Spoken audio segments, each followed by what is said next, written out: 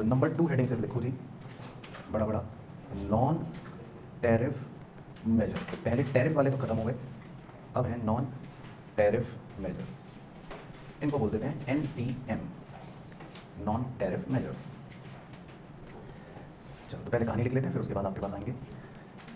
तो first arrow डाल के लिखना, NTMs consists of mandatory requirements, rules or regulations that are legally set by the government, of the exporting, importing or the transit country, तो इसमें आप highlight बस कर लो, मैंडेटरी रिक्वायरमेंट्स, रूल्स और रेगुलेशंस। चलो तो ये पहले NTM से समझा देता हूँ क्या है NTMs। तो NTMs का मतलब है भाई कि अब हम टैरिफ की बात तो नहीं कर रहे, टैक्स की बात तो नहीं कर रहे, लेकिन उसके टैक्स के अलावा भी कुछ मेजर्स होते हैं, उनको नाम दे दिया NTMs। तो इसमें मान लो हम हैं एक्सपोर्टिंग कंट्री, हम कौन सी कंट्री हैं? Exporting country. हम सामान भेज रहे हैं, और हम सामान कहाँ भेज रहे हैं? मान लो US। तो US कौन सा हो गया? Importing country. लेकिन जो हमारा सामान US जा रहा है वो रास्ते से होके जा रहा है, एक कोई भी देश मान लो बीच में पड़ गया, ये कौन सा कंट्री हो गया? Transit country. तो ठीक है जी भाई बहनों, तो हम कौन है? Exporting country. US कौन है? Importing country. रास्ते में एक देश और पड़ गया, वो कौन सा पड़ गया? Transit country. तो अब भाई टैक्स तो जो लग गया वो टैक्स की बात नहीं हुई, लेकिन इन्होंने बीच में कुछ फॉर्मेलिटियां बना रखी हैं। तो हमने जो भी रूल्स बनाए, रेगुलेशंस बनाए, ट्रांजिट कंट्री ने जो भी रूल्स बनाए, रेगुलेशंस बनाए, US ने भी जो भी रूल्स बनाए, रेगुलेशंस बनाए, तो इन सब रूल्स, रेगुलेशन, रिक्वायरमेंट्स को कि भैया ये फॉर्म भरकर लाओ, डिटेल लिखकर लाओ, बैंक के दस्तखत लेकर आओ, ठप्पा लेकर आओ, जो भी रिक्वायरमेंट्स लगा दी, तो वो रूल्स, रेगुलेशंस, वो रिक्वायरमेंट्स को क्या नाम दे दिया? NTM। तो समझिए NTM क्या? Non tariff measure. तो ये ड्राइंग अगर बनानी है तो बना सकते हो, अन्यथा तो सिंपल बात है। उसके बाद नेक्स्ट एरो में लिख लो, NTMs are not the same as non-tariff barriers,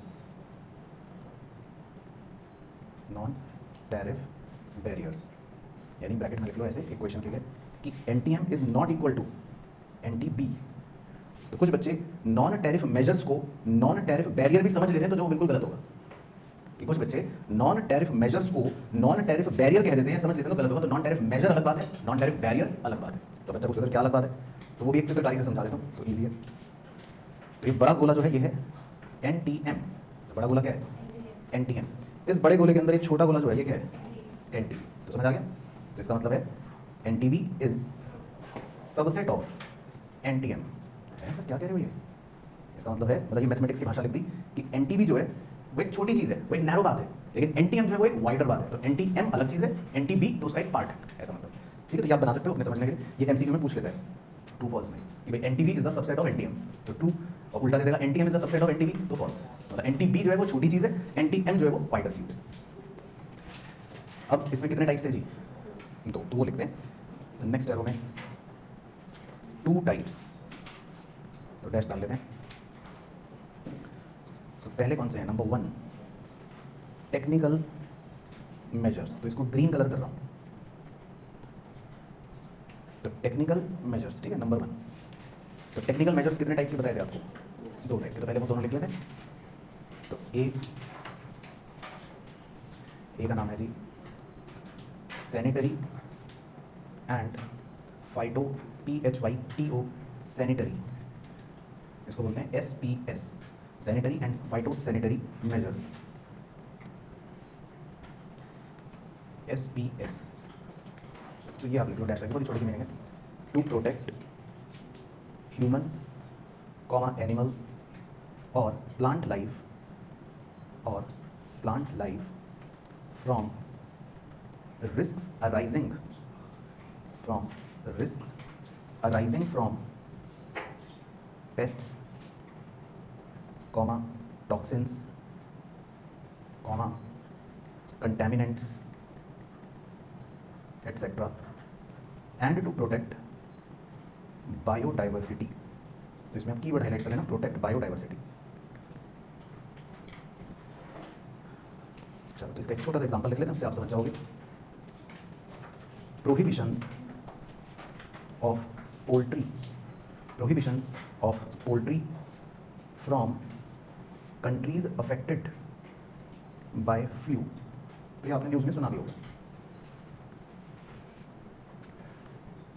prohibition of poultry from countries affected by flu. ये बेसिकली बेस्ट प्रैक्टिकल एग्जांपल है कि कई बार आप देखते होंगे कि कुछ देश अपने लोगों की जान बचाने के लिए या अपने जानवरों की जान बचाने के लिए, मतलब अपने पर्यावरण को सुरक्षित रखने के लिए कुछ इस तरह की चीज़ों पर बैन लगा देती है कि भाई उस फला कंट्री में तो फ्लू फैल रहा है, तो वहाँ से हम पोल्ट्री नहीं मंगवाएंगे, नहीं तो फिर यहाँ पर भी खतरा हो जाएगा। बस तो ये हो गया SPS मेजर। तो समझ गया SPS मेजर क्या है? तो बस ये नाम से क्लियर हो गया आपकी कीवर्ड क्या है। तो भाई हमको जो भी रिस्क वाली चीज़ें हैं, चाहे किसी पेस्ट से, किसी टॉक्सिन से कुछ कंटेमिनेट ना हो जाए, खराब ना हो जाए, तो इन सब चीज़ों से प्रोटेक्ट करने के लिए हम सरकार ये कर लेती है। तो ये हो गया SPS मेजर। और दूसरा है जी टेक्निकल बैरियर्स टू ट्रेड, इसको बोलते हैं TBT, technical barriers to trade, TBT। तो इसमें लिख लो आप डैश डाल के, it covers both food and non food traded products, food and non food traded products refer to mandatory, फिर इन्वर्टेड कॉमास में लिखना, standards and technical regulations, inverted commas बंद, इसको हाईलाइट कर लेते हैं, standards and technical regulations, inverted commas बंद, that define the specific characteristics, that define the specific characteristics that product should have, that product should have. बाकी छोटा सा example लिख सकते हो, फूड लॉज, फूड लॉज, ये कॉमन लेबलिंग भी लिख सकते हो, लेबलिंग, ये सब शायद ये आपने थोड़ा प्रैक्टिकल देखा सुना होगा शायद।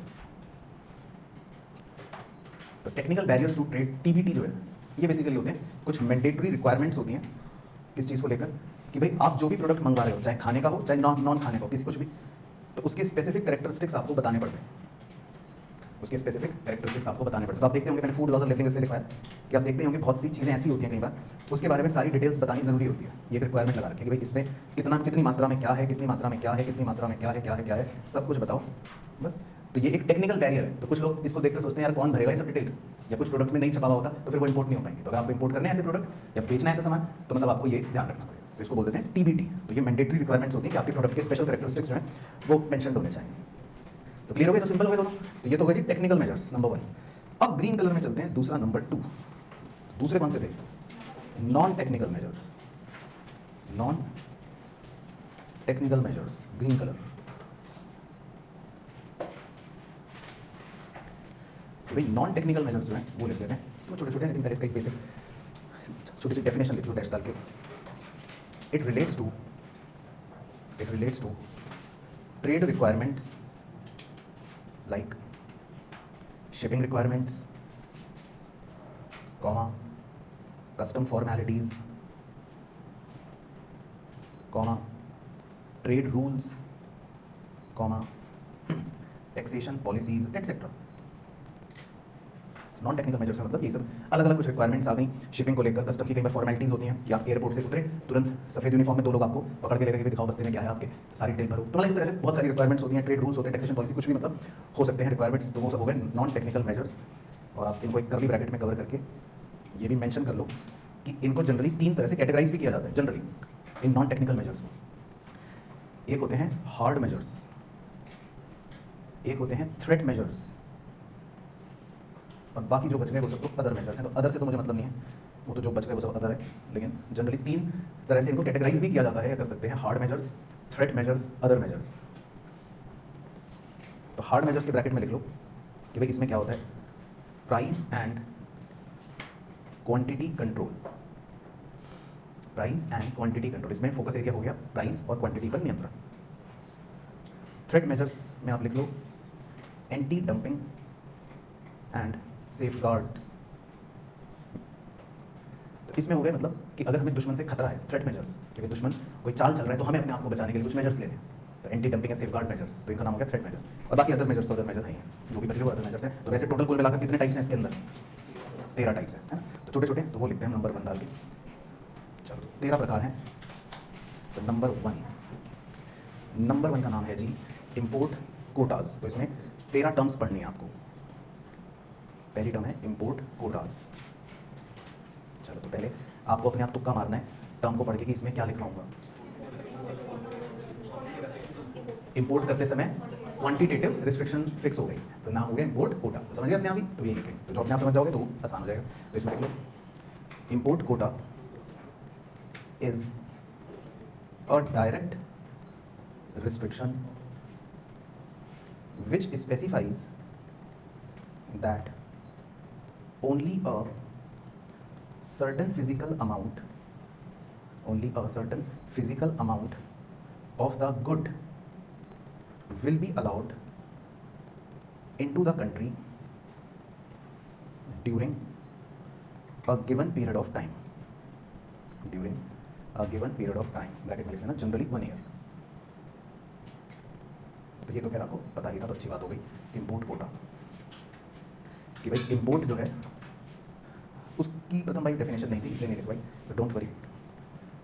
तो इंपोर्ट कोटे का मतलब है कि भैया सीधे तौर पर रिस्ट्रिक्शन लगा दिया, रोक लगा दिया, जिसमें आपको सर्टेन फिजिकल अमाउंट ही अलाउ होगा, कि भाई लिमिट लगा दी कि आप सिर्फ 10 टी-शर्ट्स ही मंगवा सकते हो, मतलब ऐसे बोलो। तो बस इसको क्या बोलते हैं, इंपोर्ट कोटा। तो 1 साल के लिए, जनरली 1 साल के लिए एक लिमिट लगा देते हैं, इंपोर्ट कोटा। नंबर 2 का नाम है जी price control measures. Price control measures,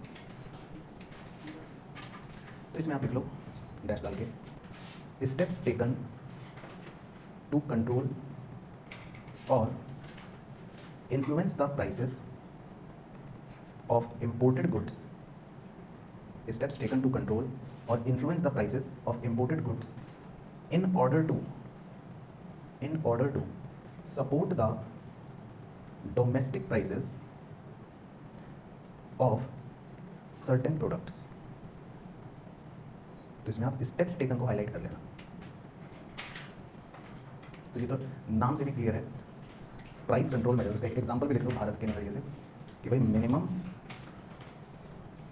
import price established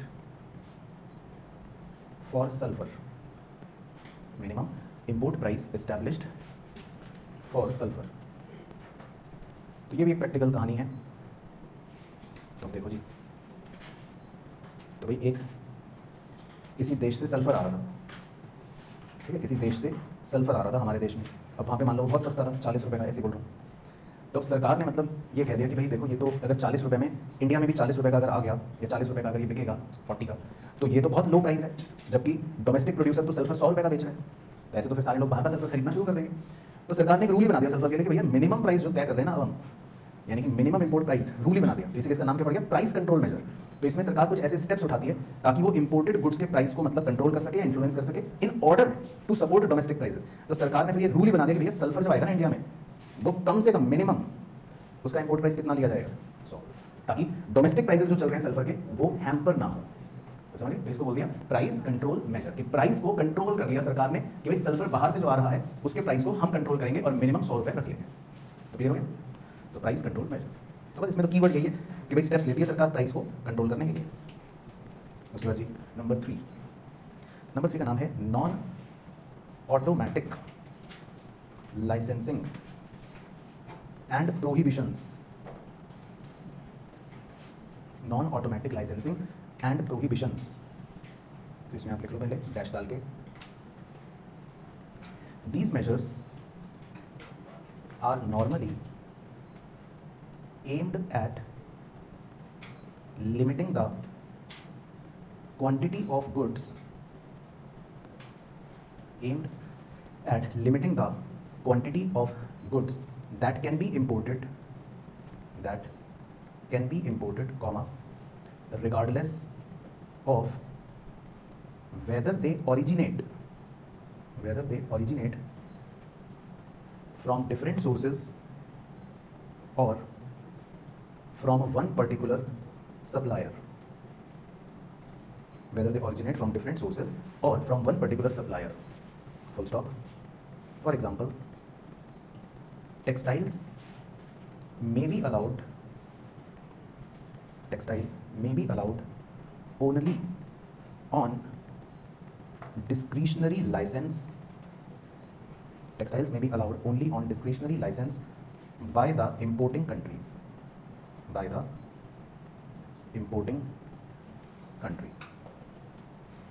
तो ये मैं समझा देता हूँ क्या है।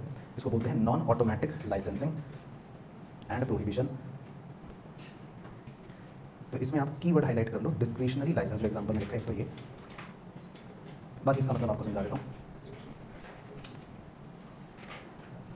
तो देखो इसमें क्या होती है स्टोरी कि भाई मान लो जैसे इसमें सरकार ये कहती है कि अगर आप पर्टिकुलर लिमिट तक, मान लो लिमिट लगा रखी है 3, पर्टिकुलर लिमिट तक अगर इंपोर्ट करते हो तो मतलब हम आपसे कुछ नहीं कहेंगे, हम आपको ना हम ये पूछेंगे कि इसका सोर्स क्या है, कहाँ से मंगवाया, एक जगह से मंगवाया या मल्टीपल जगहों से मंगवाया, हम नहीं पूछेंगे, कुछ नहीं पूछेंगे जब तक आप लिमिट में हो।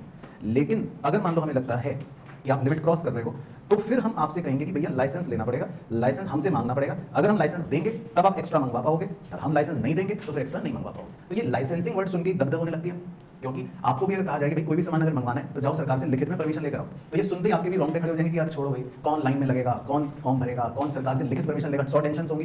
तो सरकार ने मतलब ये एक रिस्ट्रिक्शन लगा रखी है कि भाई हम क्वांटिटी लिमिट रखना चाहते हैं, तो मतलब इसी को कहते हैं non automatic licensing and prohibition. तो धीरे धीरे पढ़ के बताता हूँ कि these measures are normally aimed at, के बाद आप हाईलाइट कर लो, limiting the quantity of goods. बस, तो सरकार का उद्देश्य ये है कि आपकी क्वांटिटी लिमिट में रहे। तो इस मेजर का या इन मेजर्स का उद्देश्य ये है कि आपकी क्वांटिटी लिमिट में रहे, that can be imported regardless of whether they originate from different sources और फ्रॉम वन पर्टिकुलर सप्लायर। तो चाहे आपने एक सप्लायर से मंगवाया हो या अलग अलग सप्लायर से मंगवाया हो, कोई फर्क नहीं पड़ेगा। तो इस मेजर को सरकार क्यों लगा रही है? ताकि आपकी क्वांटिटी लिमिट में रहे। और अगर आप क्वांटिटी एक्सीड करने का सोचोगे तो फिर सरकार क्या लगा देगी? हाँ, फिर आपको कह सकती है कि भाई हमसे लाइसेंस लेना पड़ेगा। उसका एक छोटा सा एग्जांपल ऐसे लिखवाया, जैसे टेक्सटाइल्स है, तो टेक्सटाइल्स को सरकार ने अलाउ करा कि भाई अगर आपको टेक्सटाइल्स इंपोर्ट करने भारत में या टेक्सटाइल गुड्स इंपोर्ट करने भारत में, तो उसके लिए हमसे फिर लाइसेंस लेना पड़ेगा। तो समझ आ गया पॉइंट क्या है? तो ये हो गया एक तरह का नॉन ऑटोमेटिक लाइसेंसिंग प्रोहिबिशन नाम बोल देते हैं इसको। इसके बाद जी नंबर 4 को देख लेते हैं। नंबर 4, सोर्सेज का मतलब होता है स्रोत, कि भाई आपने यूएस से खरीदा, कनाडा से खरीदा या कौन से सप्लायर से खरीदा, उसको सोर्स बोल देते हैं। ठीक है जी, अच्छी जी, सोर्स मतलब स्रोत, कहाँ से आया। चलो नंबर 4 तो बहुत ही सिंपल है, इसका नाम है फाइनेंशियल मेजर्स। फाइनेंशियल मेजर्स, तो ये तो लिखो, पहले समझ आ जाएगा आपको लिखते ही।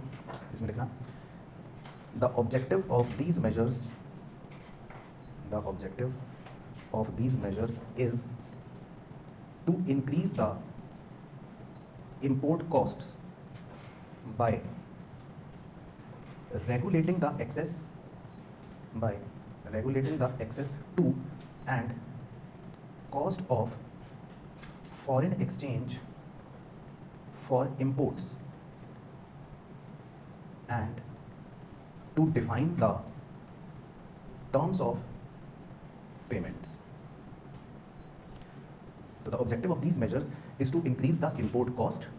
तो कीवर्ड तो ये हाईलाइट कर लो कि भैया इसमें सरकार चाहती है कि आपकी इंपोर्ट कॉस्ट बढ़ जाए। बस ऐसे हथकंडे अपनाएगी कि आप परेशान हो जाओगे, आपकी इंपोर्ट का कॉस्ट बढ़ा देगी।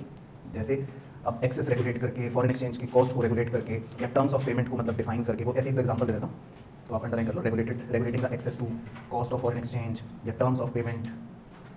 तो देखो जैसे क्या एग्जाम्पल्स हो सकते हैं। अब सरकार ने देखो आपको कह दिया, कुछ टर्म ऐसी लगा दी कि भाई अगर आप इंपोर्ट करना चाहते हो ना कुछ सामान, तो सरकार ने टर्म क्या लगा दी? सरकार ने टर्म लगा दी पेमेंट की कि आपको 3 महीने का पैसा एडवांस देना पड़ेगा। लो जी, अब कर लो इंपोर्ट।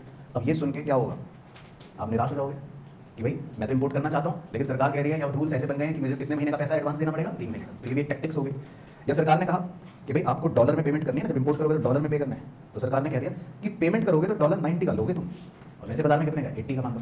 तो एक्सचेंज रेट को थोड़ा आपके लिए पेमेंट करते समय बढ़ा दिया।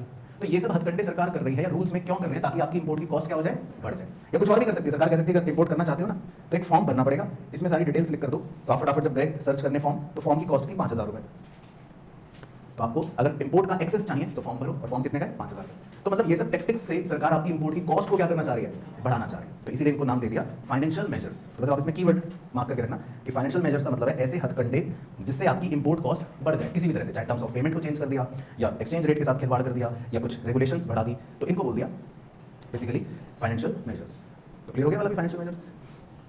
चलो ठीक है, इसके बाद एक और लिख लेते हैं आज के लिए, लास्ट नंबर 5। ये भी इजी है, इसका नाम है measures affecting competition. Measures affecting competition, तो ये भी सरकार के कुछ हथकंडे हो सकते हैं या ऐसी तरीके हो सकते हैं जिससे कंपटीशन पर प्रभाव पड़ेगा। तो आप लिखो एक लाइन, समझ आ जाएगा इसमें। तो तो डैश डाल के लिखना, these measures are aimed at granting exclusive or special preferences, exclusive or special preferences या oblique privileges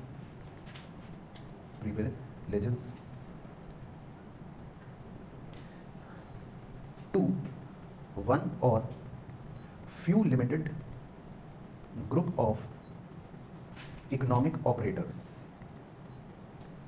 to one or few limited group of economic operators। तो इसमें पहले कीवर्ड आप हाईलाइट कर सकते हो, स्पेशल प्रेफरेंसेस और फ्यू लिमिटेड ग्रुप। तो ये भी देखो एक कब हो जाता है, तो इसमें कई बार क्या होता है कि एक ऐसा रूल बन गया कि भाई इन दोनों को सरकार ने कहा कि अगर किसी को भी देश में वीट इंपोर्ट करना है, ऐसे बोल रहा हूँ, मान लो अगर गेहूं इंपोर्ट करना है तो उसके अधिकार सरकार ने इन दोनों को दे दिए कि भाई गेहूं कौन इंपोर्ट करेगा, ये दोनों। तो स्पेशल प्रेफरेंस मिल गई, इसको मिल गई स्पेशल प्रेफरेंस, इन दोनों को, तो मतलब इसको बोलते हैं ग्रुप ऑफ इकोनॉमिक ऑपरेटर्स या फ्यू पर्सन्स या वन पर्सन जो स्पेशल प्रेफरेंस ले रहा है। तो अब इससे होगा क्या बताओ, क्या कोई और वीट इंपोर्ट कर पाएगा? नहीं कर पाएगा। तो इसीलिए इसको बोलते हैं मेजर्स अफेक्टिंग कंपटीशन। तो इससे जो है बाकी कंपटीशन जो है वो प्रभावित हो जाएगा, क्योंकि स्पेशल अधिकार इसके पास है, एक के पास है, तो इससे बाकी कंपटीशन अफेक्ट हो जाएगा। तो ये भी मतलब एक मेजर हो गया, इसका नाम हो गया मेजर्स अफेक्टिंग कंपटीशन। चलो, तो पहले शराफत से इसके नीचे मतलब लाइन लगा लेना, अभी तो इतना ही लिखते हैं लेकिन